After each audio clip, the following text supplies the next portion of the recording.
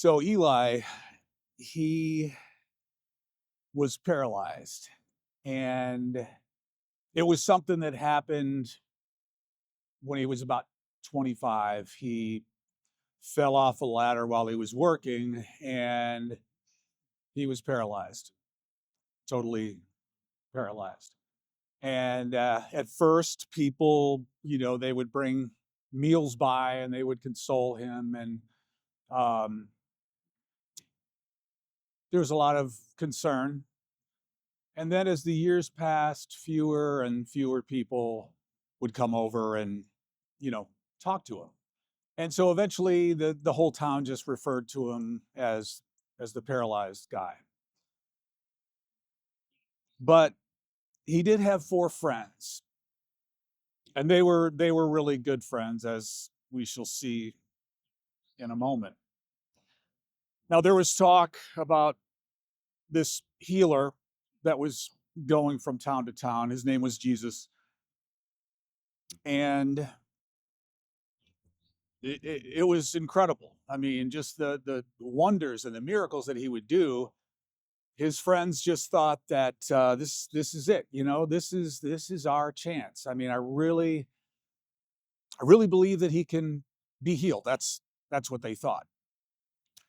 So when they got the word that Jesus was in town, they knew what they were going to do. They grabbed their friend on his mat and they carried him over to see what was going on. Now Eli, he uh he was hesitant at first. He's like, dude, I'm heavy. It's a ways to get to that place.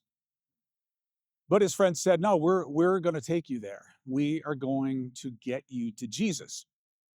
So they walked over, and it was pretty easy to find where Jesus was. You just had to listen for the crowd, and the crowd was so loud. It sounded like a mixture of desperation and hope. And they got him there, and they were about 100 feet away from the house, and they knew that there's no way they're getting in there because it was standing room only. People were crowding and pushing around the door, and they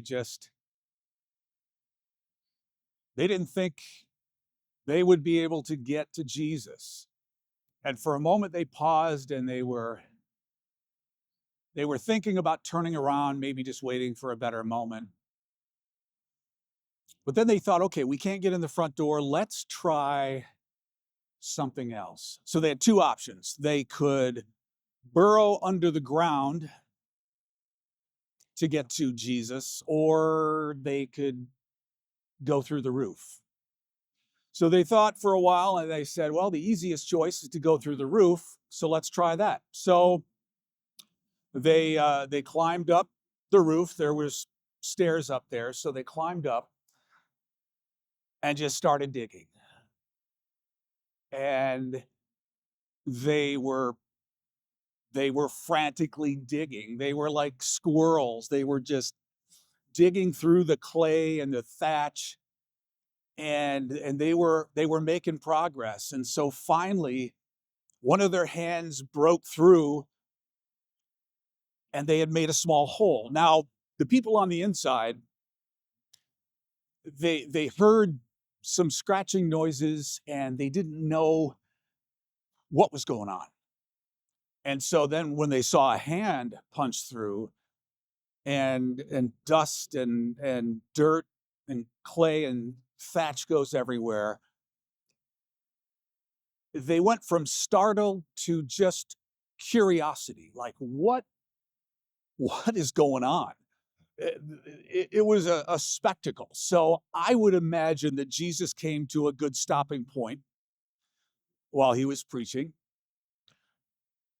and I would think everybody probably just stared at the ceiling for 10 or 15 minutes while these guys were digging with their hands.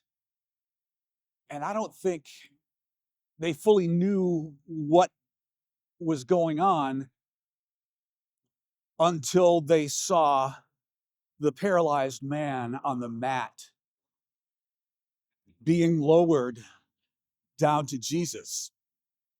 Now, Eli, he had been injured and paralyzed from falling off a ladder, feeling his friends lowering him down. I can imagine him having flashbacks of falling off the ladder. So here he is, helpless, really, as his friends were lowering the mat down to Jesus. And when he finally gets down to Jesus, Jesus says, "Friend, your sins are forgiven." Now, that was refreshing to Eli because he had been referred to as the paralyzed man all his paralyzed days. And so for Jesus to call him friend was so refreshing.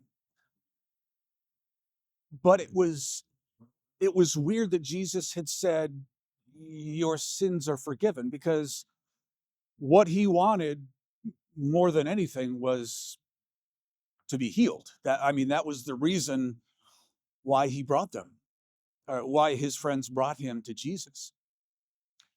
And the teachers of the law, the synagogue rulers, they were upset that Jesus had said, "Your sins are forgiven," because only God can do that. But then Jesus came to it and said, "Get up, take your mat, and walk." And instantly, he stood up. His legs remembered what they were supposed to do, and he stood up and he praised God and he went on his way. And his four friends, I'm sure, rushed down from the roof, rushed down the stairs, and gave Eli a big hug. Sometimes, when you can't get to Jesus, sometimes it's good to have friends who can get you there. It's good to have friends who can carry you to Jesus when you can't do it on your own. And I wonder if Eli's friends said to the homeowner, "Hey, can we fix that on Saturday?" But it's such a cool story. And it's proof that yes, Jesus heals, and that he responds to faith, and that sometimes we need to lift each other up and bring each other to Jesus. That's it.